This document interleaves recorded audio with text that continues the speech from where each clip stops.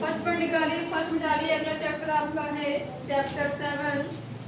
Chapter का name है email, social networking and e governance service. इसके एमसीक्यू लिखना है। पहला क्वेश्चन लिखिएगा, इन द ईयर, आईएमपी क्वेश्चन है आपके, इन the year dot dot NEFT services has been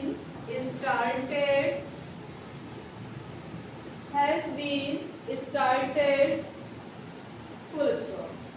अब देखो क्वेश्चन क्या पूछ रहा है कि in the year dot dot services has been started, यानी देखो एनएफटी होता क्या है। सबसे पहली बात तो एनएफटी का फुल फॉर्म क्या होता है, नेशनल इलेक्ट्रॉनिक फंड ट्रांसफर, ये इसका फुल फॉर्म होता है एनएफटी का। एनएफटी है क्या कि अगर आपको एक खाते से दूसरे के खाते में पैसे का ट्रांजैक्शन करना है तो या तो आप एनएफटी कर सकते हो और दूसरा होता है आरटीजीएस। आरटीजीएस भी आप कर सकते हो। बट क्वेश्चन में क्या पूछ रहा है कि in the year dot dot NFT service has been started, यानी एनएफटी जो आपकी सेवा सर्विस है वो कब स्टार्ट हुई, कब उसकी शुरुआत हुई, उस ईयर का आपको नाम बताना है। तो आंसर लिखिएगा 2005। फुल फॉर्म इसका लिख लीजिए, यानी इसकी शुरुआत हुई है 2005 में। अगला लिखिएगा, coins are issued by, coins जो आपके सिक्के होते हैं, coins are issued by full stop. अब देखो क्या कह रहा है कि कॉइन्स में क्या होता है, आपके जो सिक्के होते हैं ना, लिखा हुआ है कि कॉइन्स आर इशूड बाय, यानी आपके जो कॉइन्स होते हैं किसके द्वारा जारी किए जाते हैं, किसके द्वारा इशू किए जाते हैं। तो लिखिएगा गवर्नमेंट ऑफ इंडिया। आंसर लिखिए गवर्नमेंट ऑफ इंडिया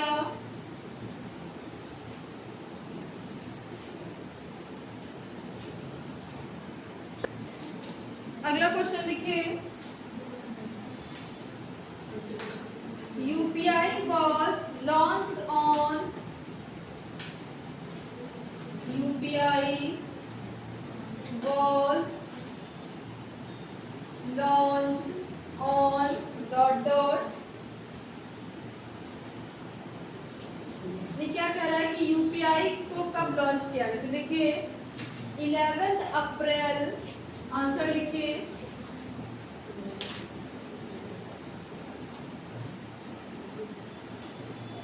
11 अप्रैल 2016। और किसके द्वारा किया गया वो भी लिख लीजिए, by doctor Raghuram G Rajan, Rajan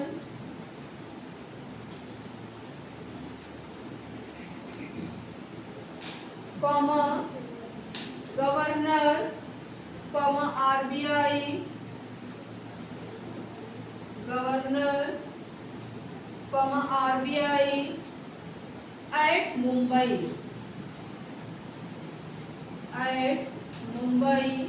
full stop. UPI का फुल फॉर्म क्या बताओ, पढ़ा चुके सभी लोगों को, यूनिफाइड पेमेंट इंटरफेस।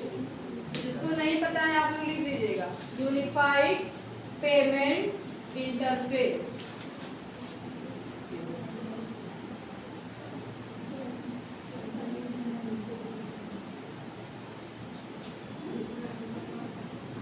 अगला लिखिए dot dot money can transfer dot money can transfer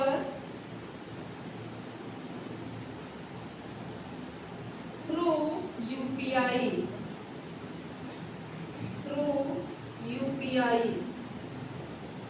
full stop। यानी यूपीआई के थ्रू भी आप पेमेंट कर सकते हैं। भी क्या है, एक ऐप का नाम है। क्या पूछ रहा है कि यूपीआई के द्वारा आप कितना पेमेंट कर सकते हो। तो लिखिएगा, आंसर लिखिए 150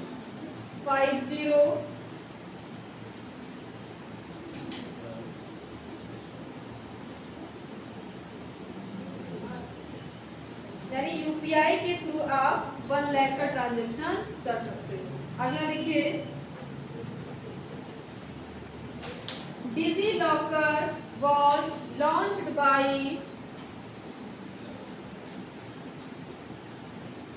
DigiLocker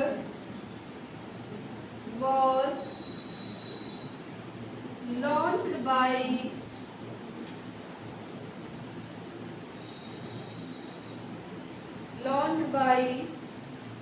.on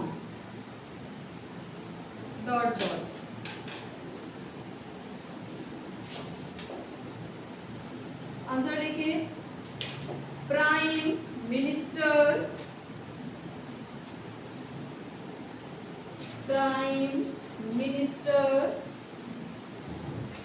Narendra Modi year लिखे 1 जुलाई 2015।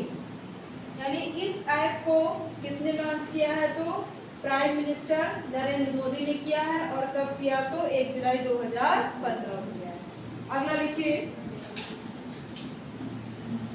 Credit card was invented by credit card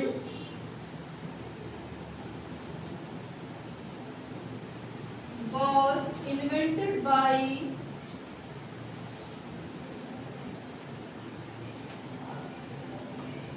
credit card was invented by क्या करा कि क्रेडिट कार्ड का आविष्कार किसने किया। तो लिखिएगा जॉन बेगिंस। आंसर लिखिए जॉन बेगिंस।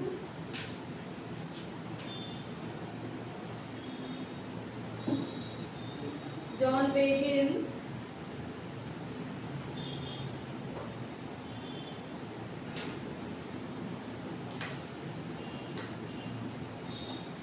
अगला लिखिए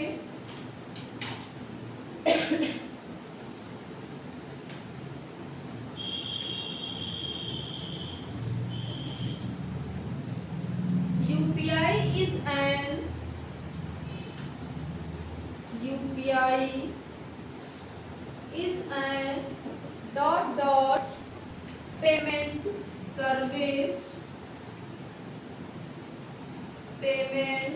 सर्विस फुल स्टॉप। यानी यूपीआई आपकी कैसी सर्विस है, तो ऑनलाइन सर्विस है ना। लिखिए वहां पे लिख लीजिए आंसर ऑनलाइन। तो ऑनलाइन पेमेंट तो करते हो, तो लिखिए ऑनलाइन सर्विस है। अगला लिखिए QR code was developed by QR का फॉर्म क्विक रेस्पॉन्स। जिसको नहीं पता है लिख लीजिएगा QR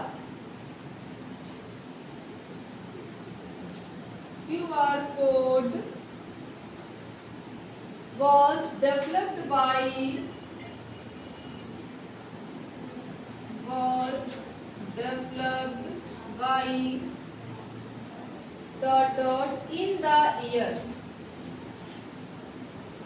in the year full stop. क्या कर रहा है कि जो आपका QR कोड है इसको कब डेवलप किया गया और किस ईयर में किया गया। तो फुल फॉर्म इसका होता है क्यूआर का क्विक रिस्पॉन्स होता है। किसने किया और कब किया, तो लिखिएगा, लिखिए डेंसर वेव, आंसर लिखिएगा डेंसो वेव, और ईयर लिखिए कब किया, तो लिखिए 1994 में, 1994।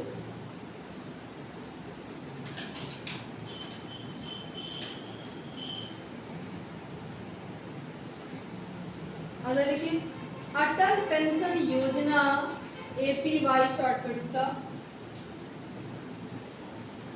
अटल पेंशन योजना, ब्रैकेट लिखे API, sorry APY, Atal pension Yojana is available to all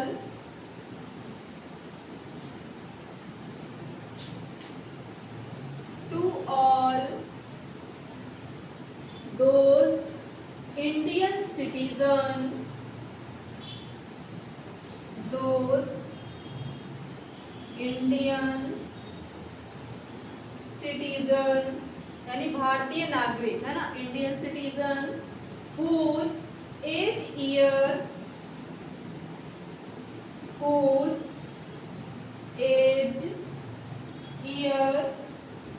between dot dot।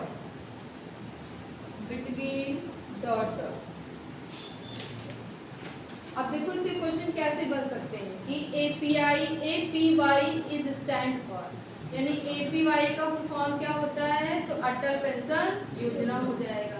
फिर इसमें क्या लिखा हुआ है कि Atal pension Yojana is available to all those Indian citizen whose age year between, यानी अटल पेंशन योजना उन भारतीय नागरिकों के लिए होती है जिनकी आयु कितने से कितने तक होती है। तो लिखिएगा 18 से जिसकी एज होगी उसको इसका लाभ मिलता है। तो लिखिए 18-40।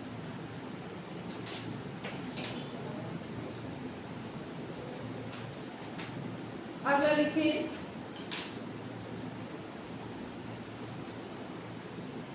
The minimum amount to be, the minimum amount to be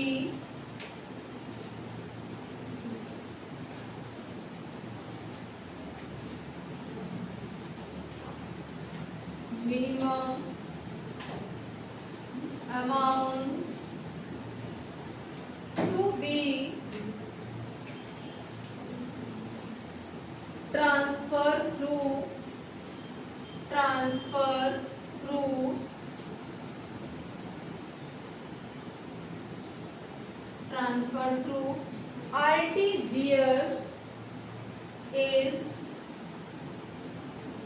RTGS is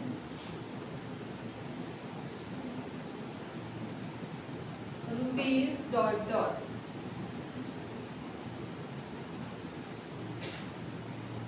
अब देखो क्या कर रहा है, सबसे पहले बात तो आरटीजीएस का फुल फॉर्म क्या होता है, इसका फुल फॉर्म लिखिएगा real time gross settlement. Real time gross settlement होता है आरटीजीएस का फुल फॉर्म। ये कह क्या रहा है क्वेश्चन कि the minimum amount to be transfer through RTGS is, यानी आरटीजीएस के द्वारा आप मिनिमम कितना अमाउंट ट्रांसफर कर सकते हो। तो लिखिए 2 लाख, लिखिए 2 लाख, इसमें लिखिए कॉमा करके।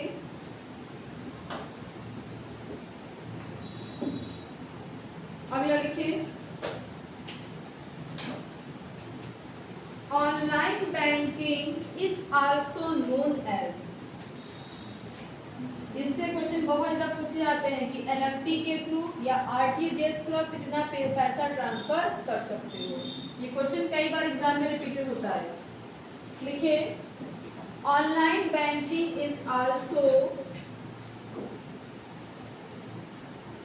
online banking is also known as dot dot, यानी ऑनलाइन बैंकिंग को किस नाम से जाना जाता है? तो आंसर लिखिए नेट बैंकिंग और इंटरनेट बैंकिंग। आंसर लिखिएगा नेट बैंकिंग और internet banking. Internet banking.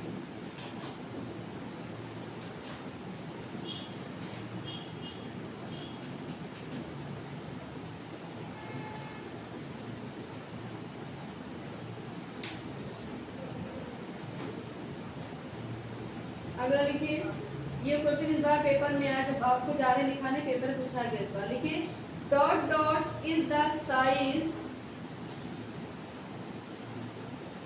Dot dot IMP है क्वेश्चन है, dot dot is the size of 500 note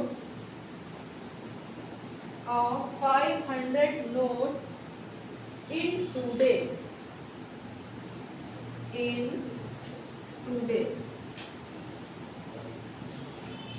यानी प्रेजेंट टाइम में जो आपका 500 की नोट होती है उसका साइज कितना होता है? तो आंसर लिखे 6 इंटू,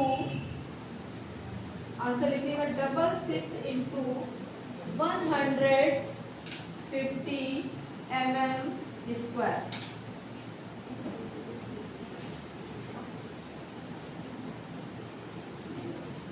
अगर लिखिए इन RTGS T मीन्स, अगला है इन RTGS T मीन्स, यानी RTGS में T का मतलब क्या है? इन RTGS T मीन्स,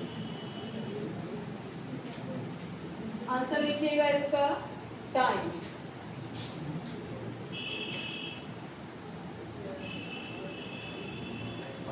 अगला लिखिए आधार सीडिंग मीन्स, आधार सीडिंग मीन्स, ये क्वेश्चन भी पूछा गया इस बार।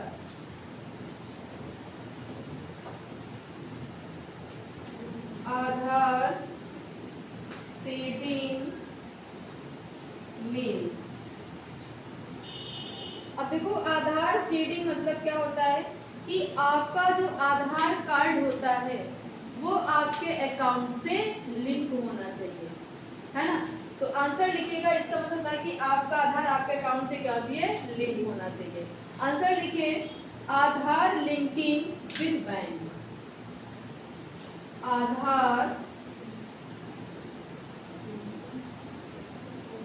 आधार linking with bank.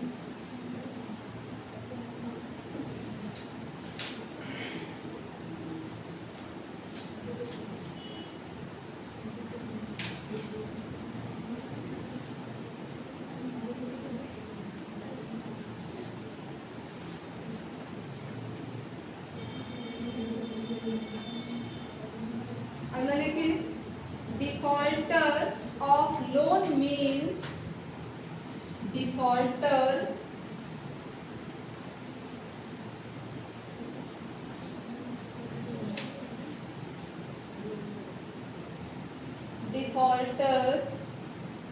Of loan means full stop. अब डिफॉल्टर ऑफ लोन मीन्स क्या होता है कि अगर आपने बैंक से कोई लोन लिया है और अगर उसका आप इंस्टॉलमेंट पेमेंट आप नहीं कर पाते हो तो वो प्रोसेस क्या कहलाती है? डिफॉल्टर ऑफ लोन कहलाती है। देखिएगा not paying loan instalment, not paying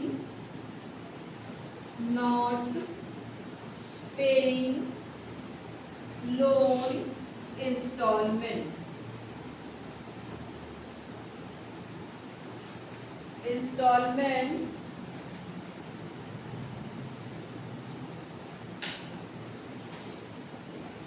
अगला लिखिए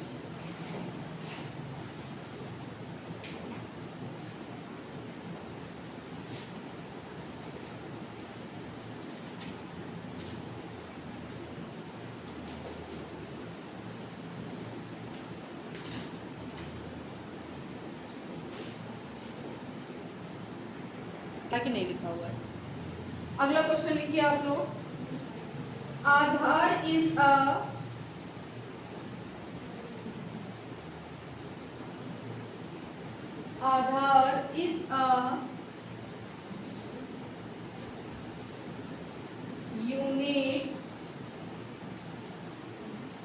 यूनिक आइडेंटिटी नंबर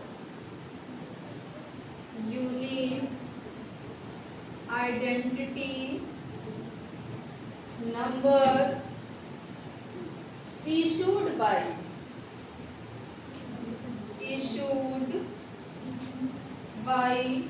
डॉट।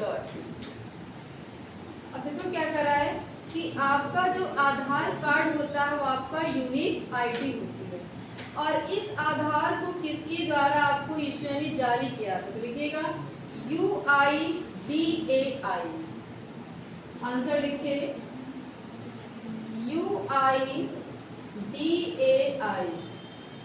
अब देखिए इसका फुल फॉर्म क्या होता है, unique identification authority of India होता है। तो फुल फॉर्म लिख लीजिएगा unique identification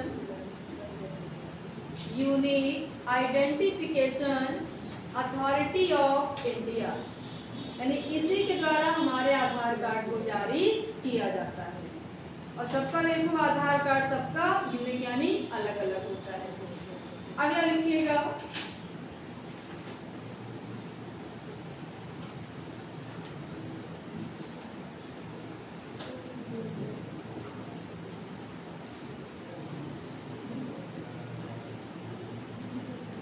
Bhim means BHIM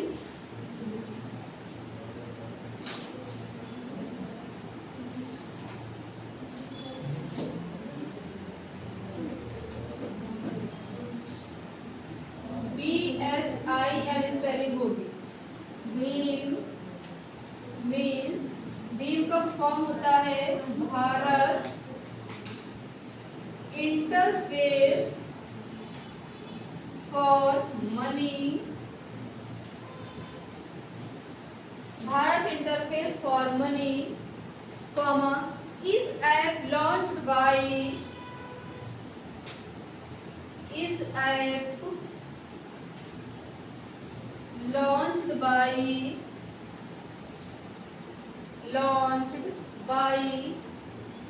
प्रधानमंत्री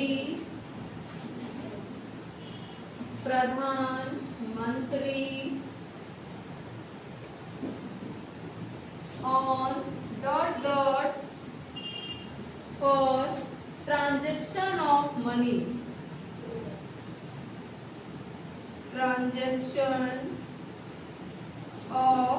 money, full stop।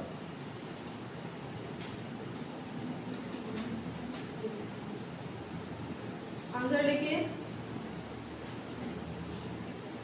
30 दिसंबर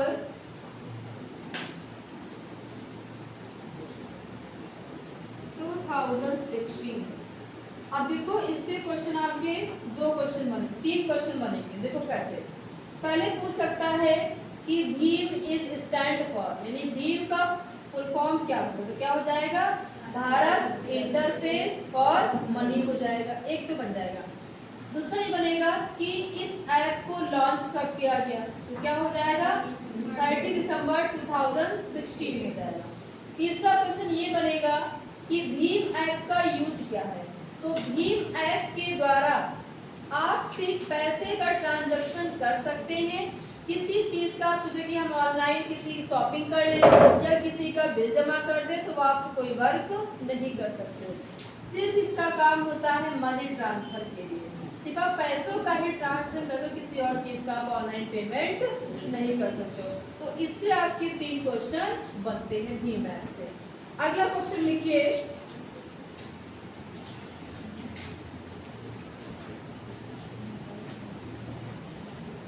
PMSBY,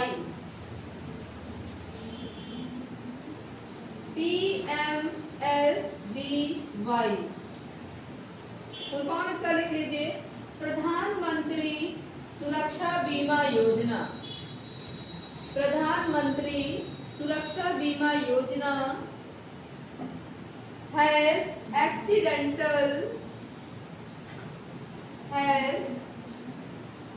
accidental sum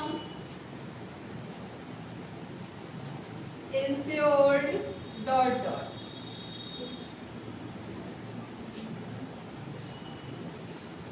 अब देखो पूछ रहा है, इससे भी क्वेश्चन आपके 2 बन सकते हैं कि PMSBY स्टैंड फॉर, यानी इसका फुल फॉर्म क्या होता है, तो क्या हो जाएगा, P से प्रधान, M से मंत्री, S से सुरक्षा, B से बीमा, Y से योजना। तो प्रधानमंत्री सुरक्षा बीमा योजना, अगर किसी पर्सन का ये बीमा है, बाय चांस अगर उसका एक्सीडेंट हो जाता है ना, तो उसको सरकार क्या करती है, 2 लाख रुपए प्रोवाइड करती है। तो आंसर लिखिएगा 2 लाख, 2 लाख। अगला लिखिए,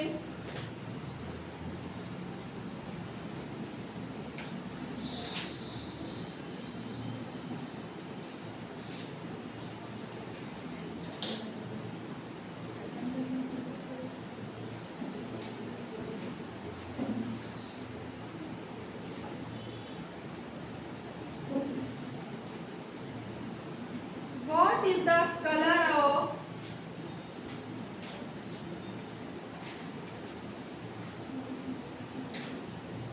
ये क्वेश्चन भी एग्जाम में आया इसी साल।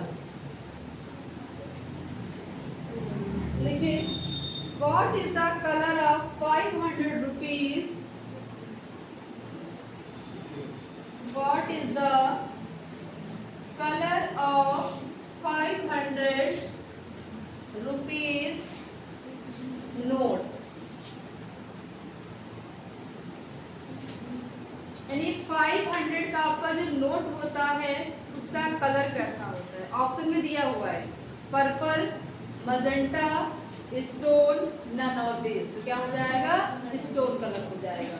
जो आपकी 500 की नोट होती है उसका कलर होता है स्टोन कलर, स्टोन। ये भी आपका IMP क्वेश्चन है।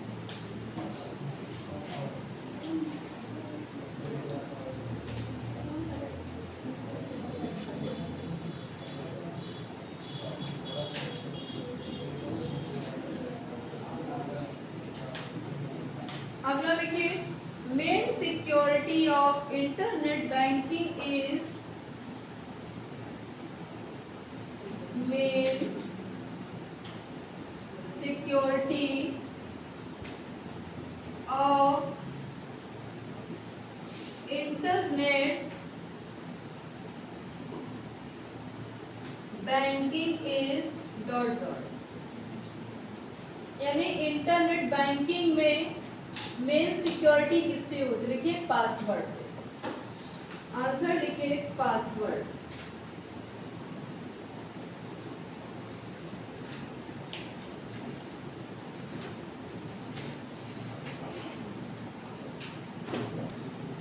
अगला क्वेश्चन लिखिए,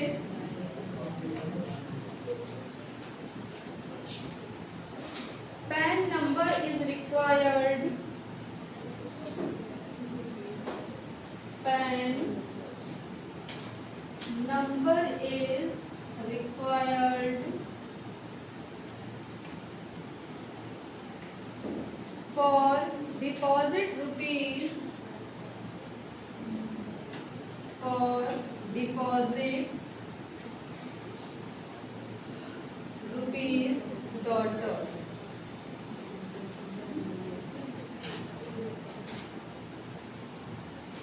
आंसर लिखिए,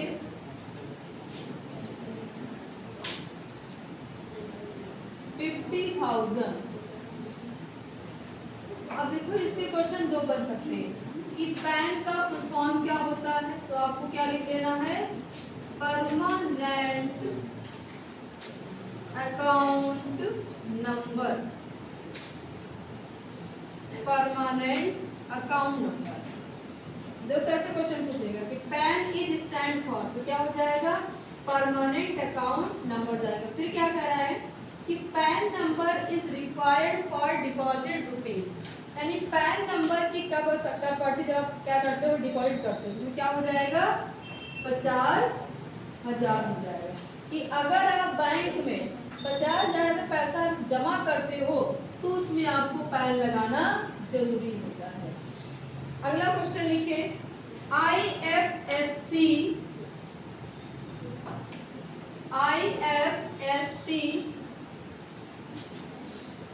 code is, IFSC code is 11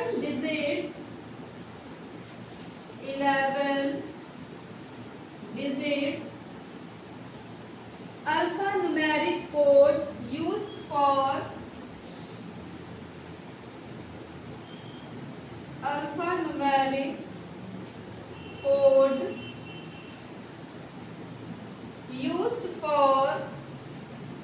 dot dot।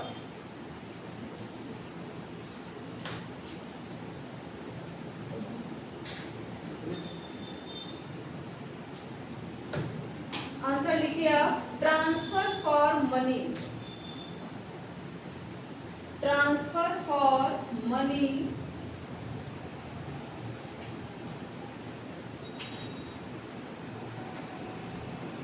Form लिखिएगा IFSC कोड का, इंडियन फाइनेंशियल